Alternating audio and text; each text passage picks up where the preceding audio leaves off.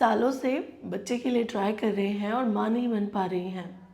बहुत सारी home remedies try कर चुकी हैं, बहुत सारी दवाइयाँ खा चुकी हैं, जिसने जो भी बताया वो सब फॉलो किया। आईयूआई कराया, आईवीएफ कराया, प्रेगनेंसी नहीं रुक पाई। क्यों? मन में ये सवाल बार बार आता है कि मैं सब कुछ कर चुकी हूँ, मुझे शायद बच्चा कभी रुकेगा ही नहीं, मुझे कहीं किसी का बच्चा गोद तो नहीं लेना पड़ेगा।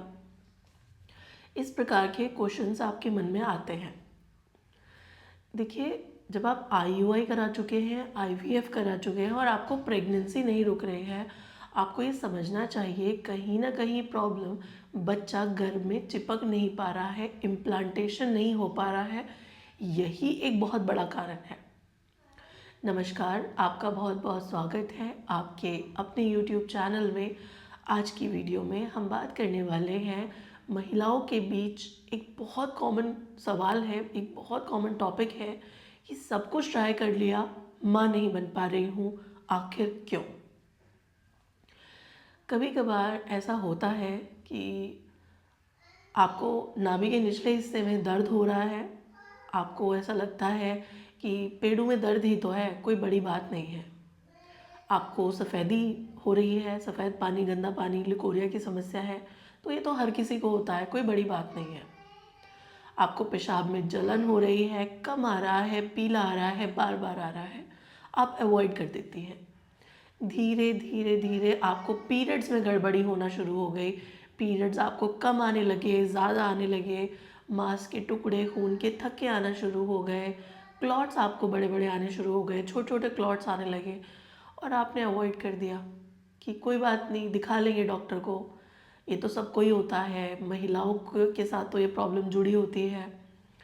वहीं धीरे धीरे साइकिल डिस्टर्ब हुआ, आपको पीरियड 15-15 दिन में आने लगे या 2-2 महीने तक पीरियड्स ही नहीं आ रहे हैं।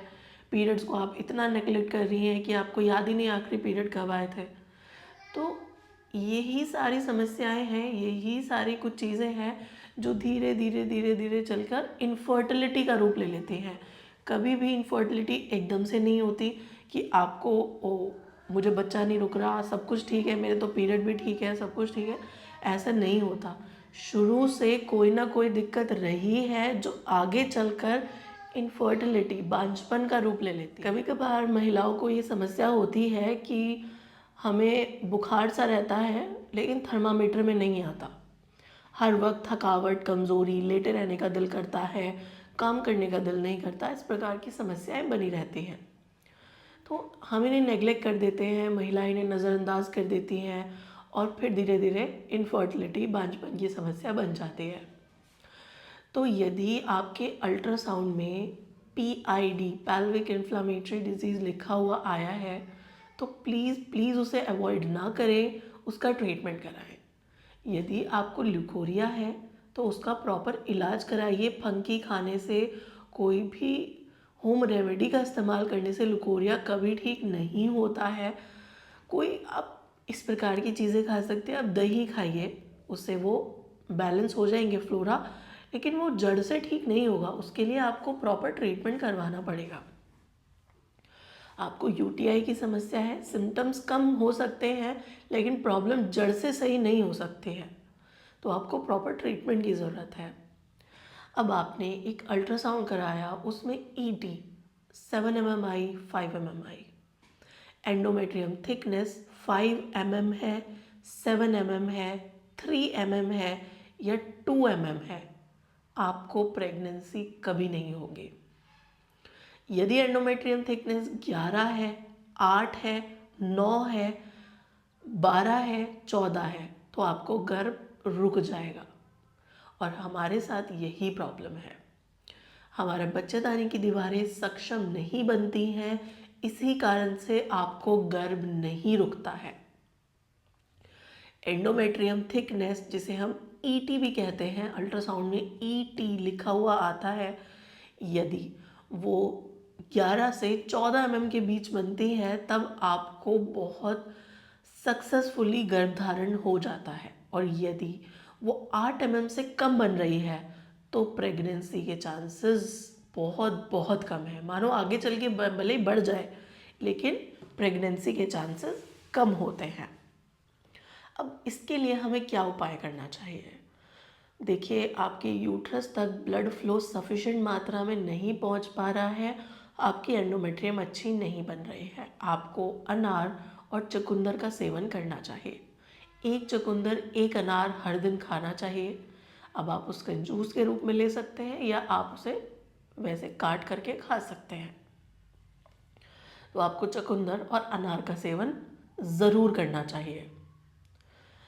इसके बाद आता है, ये तो हम कर रहे हैं लेकिन कोई फ़ायदा नहीं हो रहा है। अब आता है ओमेगा 3, विटामिन सी। इनका सेवन करने से भी आपको एंडोमेट्रियम अच्छी बनेगी और जल्दी से जल्दी गर्भधारण होगा। ओमेगा 3 आप सप्लीमेंट्स के रूप में भी ले सकते हैं। नेचुरल स्रोत से सबसे ज़्यादा अच्छी मात्रा में ये फ्लैक्स सीड्स में, अलसी के बीज में मौजूद होता है।